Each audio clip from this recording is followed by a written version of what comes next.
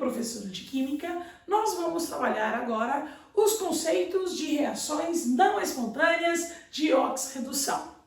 Vocês já sabem que as reações de oxirredução são aquelas reações que ocorrem com transferência de elétrons. E essas reações podem ocorrer de duas maneiras diferentes. Um processo é um processo espontâneo de transferência de elétrons. Quer dizer, quando a gente coloca duas espécies químicas em contato, espontaneamente ocorre a transferência de elétrons. Então, um começa a dar elétrons, a sofrer uma oxidação, e o outro começa a receber esses elétrons, começa a sofrer a redução. Alguns exemplos de reações espontâneas de oxirredução são, por exemplo, as pilhas, os geradores de energia, a formação de ferrugem, entre outros que a gente já estudou.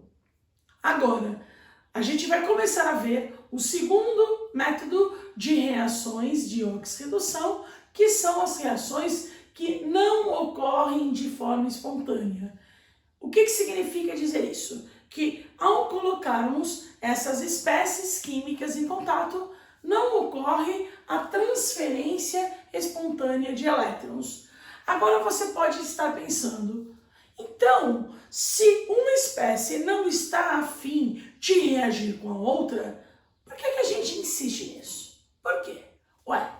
Porque essa reação, esse processo químico deve ser muito interessante. Deve produzir algumas substâncias que a gente utiliza no dia a dia. Então, esse processo, ele é chamado de eletrólise. Então, eletrólise é um processo não espontâneo de oxirredução. Para produção, por exemplo, de cloro, que a gente utiliza no tratamento de água, é utilizado para a produção de soda cáustica, é utilizado nos recobrimentos metálicos, num banho, num chapeado de ouro. Então, é um processo muito interessante para as indústrias de modo geral. Agora a gente vai entender como que é feito um processo eletroquímico, essa reação não espontânea de oxirredução. Se as duas espécies químicas não estão a fim de reagir de forma espontânea, a gente vai ter que dar uma forçadinha. E como que dessa forçadinha vai ser utilizado uma energia elétrica, e através do uso de uma energia elétrica vai ocorrer então essa reação de oxirredução. Então, a primeira coisa bem diferente em relação às pilhas. Nas eletrólises, nós temos a utilização de energia elétrica. Eu preciso da energia elétrica contínua para que ocorra a reação química que não gostaria de ocorrer, de acontecer. Então, eu coloquei de uma maneira simplificada aqui. Essa energia elétrica é utilizada através de um gerador, de uma bateria, de uma pilha, e a utilização da energia desse gerador vai provocar, então, a reação química, que é, então, esse processo chamado de eletrólise. Então, nós podemos dizer que pilha é um gerador de energia, enquanto que a eletrólise é um receptor de energia. Muito bem, vamos entender como esse processo acontece. E para a gente entender como que tudo isso acontece, eu vou deixar para vocês aqui a principal dica para fazer os exercícios, as questões de eletrólise. Guardem uma coisa que vai ajudar bastante na hora de montar as coisas que são pedidas na maioria das vezes. Numa eletrólise, o que vai acontecer sempre é isso daqui, ó. Ocorre uma descarga dos íons. Gravem isso com amor e carinho. Em uma eletrólise, ocorre uma descarga dos íons. Bom, tudo bem, posso gravar, mas eu não entendi nada. Se você está com essa sensação, vem aqui, vamos pensar e ajudar a entender o que significa isso. Se em uma eletrólise vai ocorrer uma descarga dos íons, Primeiramente, o que são íons? Íons são partículas com cargas, que nós chamamos de cátions e ânions. Então, íons, eu tenho um cátion, eu tenho um ânion. Lembrando que cátion é um íon positivo, que eu vou representar aqui por X com carga positiva, e ânion é um íon negativo, que eu vou representar por Y negativo. Então, eu tenho um cátion X+, um ânion Y-. Não me interessam agora as representações corretas, eu quero apenas de uma maneira geral. Esse cátion e esse ânion, eles devem sofrer uma descarga. O que significa descarregar? Ficar sem carga. Então eu vou pegar um cátion, que é um cara positivo, é um íon positivo, e eu vou ter que dar um jeito para que ele termine sem carga nenhuma. Ora, se ele é positivo e ele vai ter que zerar, ficar sem carga, ele vai precisar ganhar elétrons, que são partículas negativas. Então, um cátion, ao receber um elétron que é negativo, ele se transforma em uma partícula sem carga, zero. Então, você acabou de fazer uma semi-reação que ocorre na eletrólise, a semi-reação do cátion. Já já a gente vai completar os conceitos que a gente já usou, inclusive nas pilhas. No ânion, o que deve acontecer com ele para ele descarregar? Ele já é negativo, então ele está com o elétron sobrando, por isso que ele está negativo. Para ele descarregar, ele vai precisar ficar sem carga.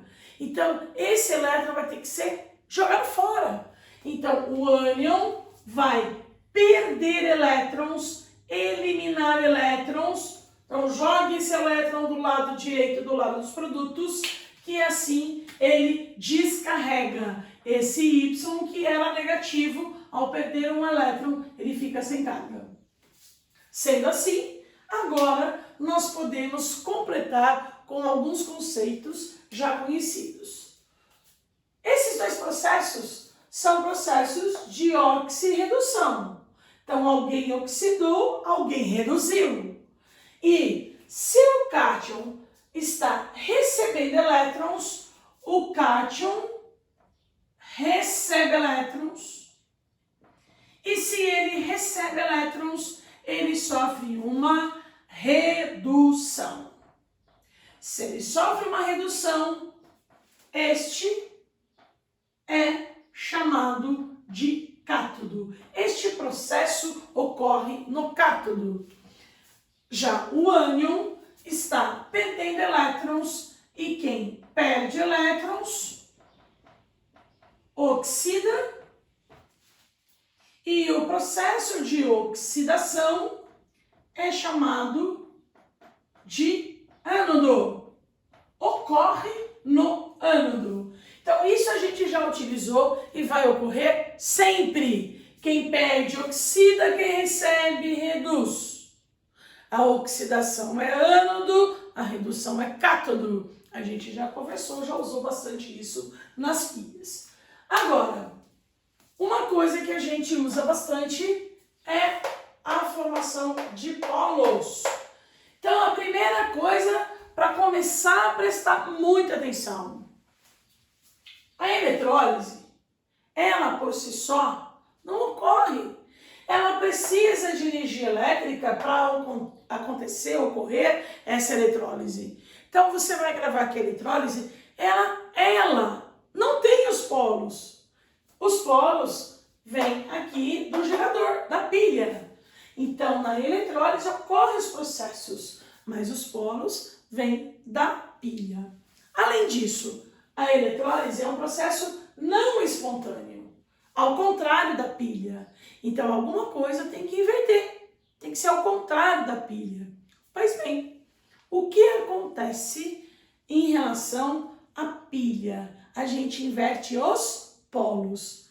Numa pilha, num gerador, o polo negativo é o lugar que ocorre a perda de elétrons. Então, no gerador, a pilha é o lugar que vai perder elétrons, perder elétrons, perder elétrons. Então, na pilha, o polo negativo vai ocorrer uma oxidação. E no polo positivo é o lugar que os elétrons vão chegar. Ocorre, então, uma redução. Só que esse fio aqui laranjado que eu coloquei no polo negativo da pilha, eu não coloquei polo na eletrólise ainda, vou colocar agora.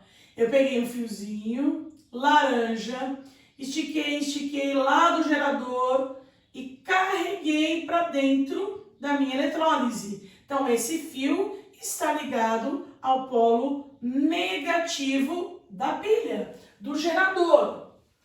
Só que o polo negativo do gerador está fornecendo os elétrons, fornecendo os elétrons, fornecendo os elétrons. Então, aqui embaixo, os elétrons saíram do gerador e eles vão chegar na eletrólise. Então, numa pilha, o polo negativo é o lugar que dá elétrons. Na eletrólise, o polo negativo é o lugar que vai receber os elétrons. A mesma coisa ocorrendo no outro lado. Esse lado que está ligado ao polo positivo dessa bateria. Polo positivo que aqui está em verde, o fiozinho está ligado agora lá na minha eletrólise. Se no polo positivo da pilha tem que chegar elétrons, esses elétrons devem sair de algum lugar e vão sair lá da eletrólise. Então, a coisa diferente em relação à pilha. O que acontece em cada polo? Lá na pilha, o polo negativo é o lugar que oxida. Aqui na eletrólise, o polo negativo é onde reduz. Então, você vai inverter os polos. Polo negativo vai receber elétrons. Então, você vai lembrar que o polo negativo é negativo, então ele atrai as cargas positivas. Então, o polo negativo da eletrólise vai atrair os cátions. E o polo positivo vai atrair os ânions. É isso que vai acontecer. Vamos entender como isso ocorre. Para fazer um processo um pouco mais real de eletrólise, a gente vai fazer a eletrólise ígnea do sal de cozinha. Então, atenção, que a eletrólise, a gente vai ter a formação de íons de duas maneiras diferentes. Uma, que o composto químico, ele é utilizado puro, só ele, e para ter a liberação de íons, este composto foi aquecido até a fusão, mas ele está puro. Então, quando você faz a utilização do composto puro, que ele foi aquecido e fundido, a eletrólise é chamada de eletrólise ígnea, que é o que nós vamos fazer agora. A eletrólise ígnea do sal de cozinha. Então, na eletrólise ígnea, o que nós vamos utilizar? O composto puro e aquecido até a fusão e fundido. Então, quando você tiver que utilizar os íons para fazer as semi-reações, utilizar o cátion e o ânion, você só vai ter os íons desse composto, desse único composto químico que foi colocado nessa cuba eletrolítica. Uma segunda maneira, que a gente vai ver depois, é fazer uma eletrólise chamada de eletrólise aquosa. Na eletrólise aquosa, o composto químico, no lugar de estar puro e aquecido até a fusão, ele está dissolvido em água. Então, para ele ser dissolvido em água, eu preciso ter o composto e mais água. Então, na hora de liberar os íons para fazer as semi-reações, a gente vai encontrar os íons do composto e os íons da água. Então, a gente vai fazer isso num segundo momento. Agora, nós vamos fazer a eletrólise ígnea do sal de cozinha. O sal de cozinha, como todos sabemos, é representado pela fórmula NaCl, cloreto de sódio, que a temperatura ambiente, ele é um sólido cristalino, um composto iônico. Mas, se a gente utilizar o sal de cozinha sólido, apesar de ter íons, os íons estão presos, porque nós temos um retículo cristalino iônico.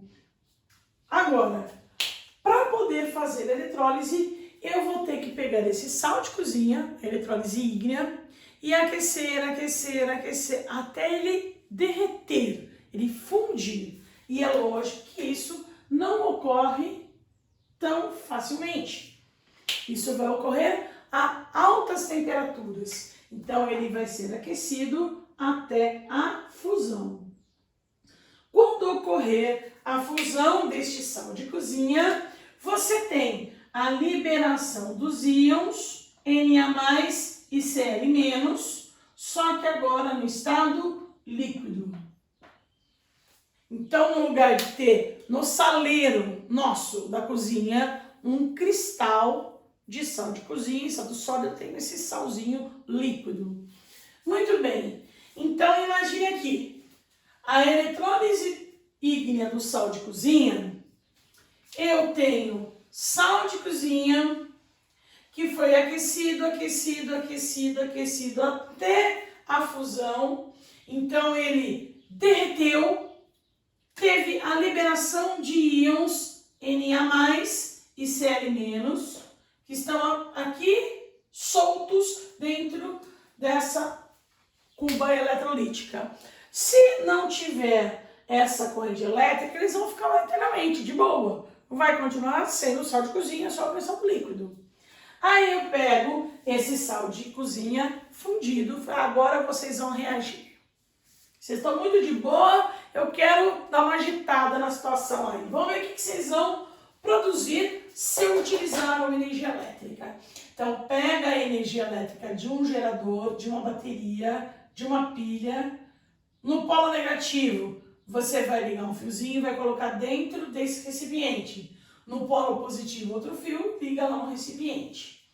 Polo negativo da pilha. Sai elétrons, sai elétrons, sai elétrons, e esses elétrons vão chegar aqui nesse fio.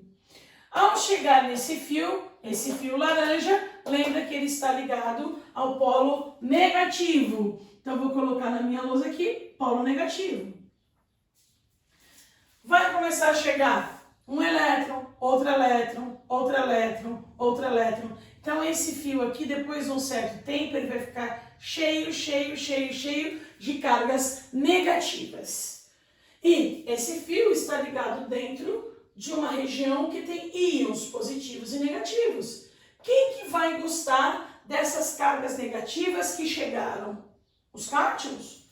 Então, o cátion Na+, que estava positivo no estado líquido, vai receber os elétrons que estão chegando pelo fio e, ao receber esses elétrons, ele vai ser transformado em Na0. Isso aqui é metal sódio, substância simples. Então, o cátion recebeu elétrons. Se recebeu elétrons, sofreu redução. Se sofreu redução, é cátodo. E isso ocorre no polo negativo.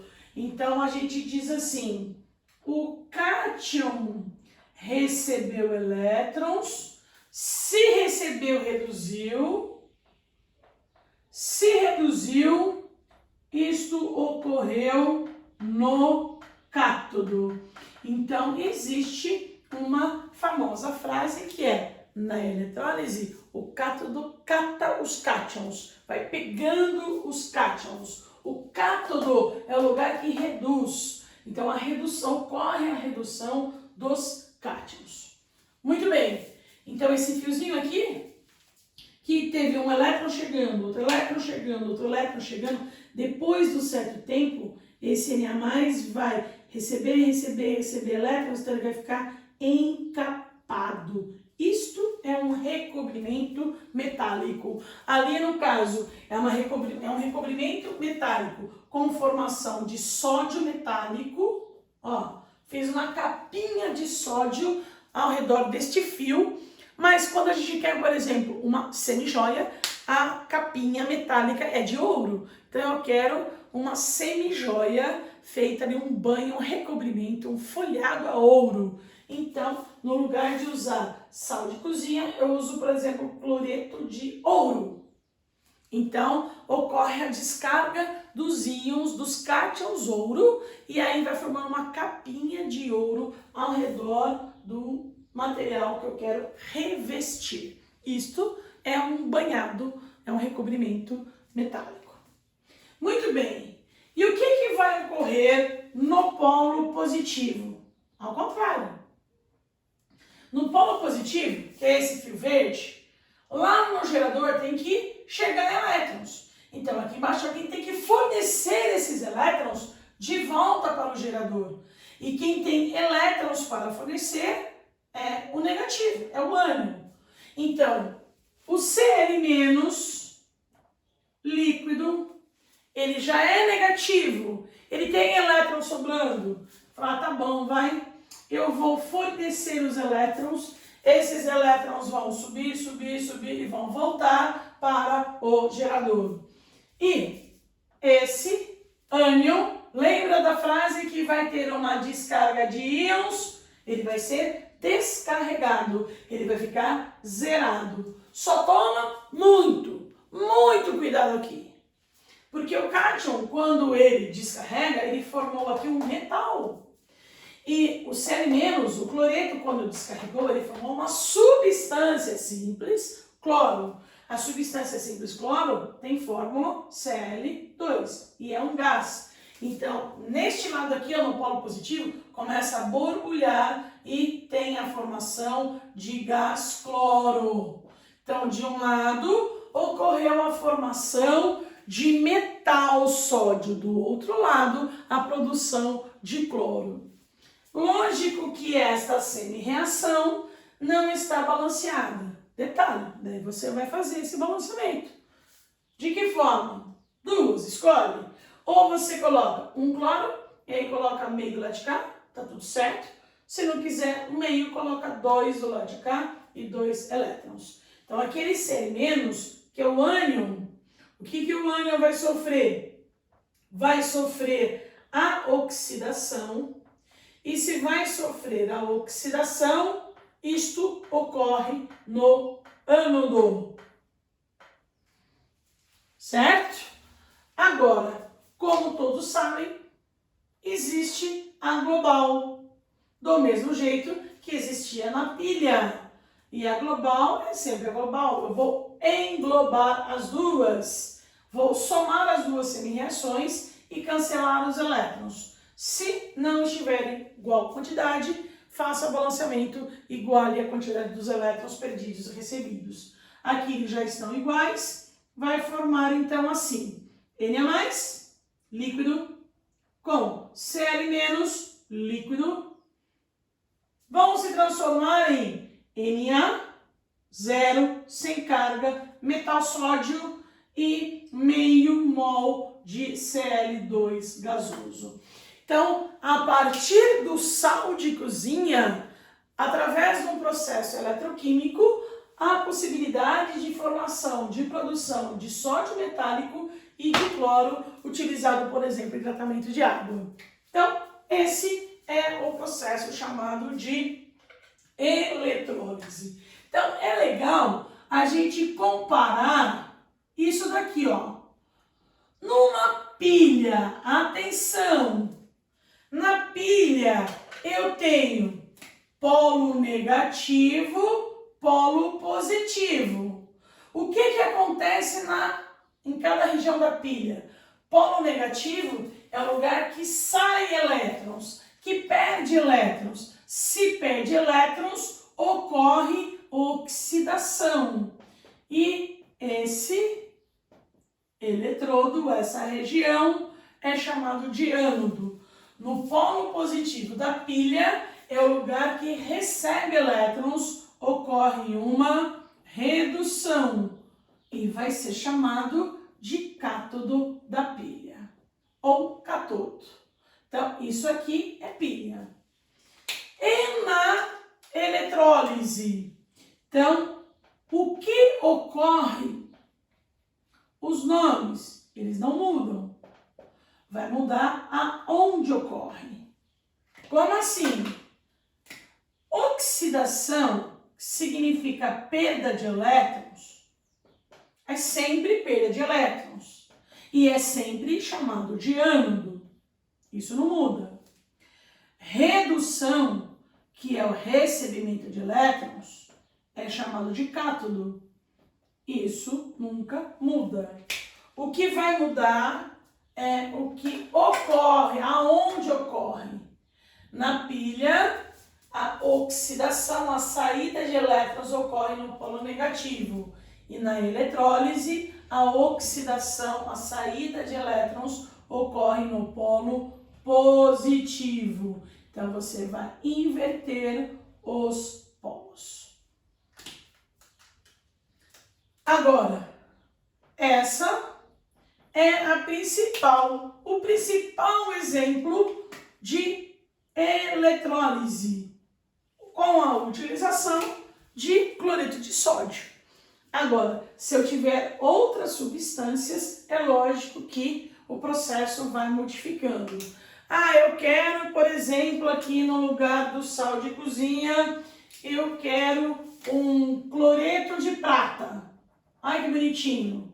Se eu tiver prata, primeiro, sempre você vai liberar os íons, vai ter liberação de Ag+, Cl-, só vai mudar aqui. No lugar de ser Na+, vai ser Ag+. Recebe elétrons e vai formar o quê? Ag0. Então, se eu trocar a solução, no caso, o composto químico, que não está em água ainda, por Ag+, Cl-, eu tenho formação de metal prata.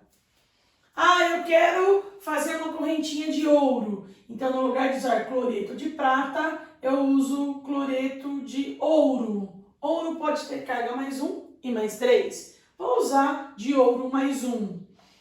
Aí eu tenho os íons A1+, Cl-, vai descarregar o cátion, ouro +1, e este recobrimento metálico vai ser, por exemplo, a formação de ouro metálico. É o que acontece com o chapeado de ouro, certo? Um banhado a ouro. Se você tem a roda do carro que foi niquelado, o motor do carro cromado, também são processos eletroquímicos de recobrimento metálicos, mas com utilização de sais, normalmente de cromo ou de níquel, para poder formar então esses metais.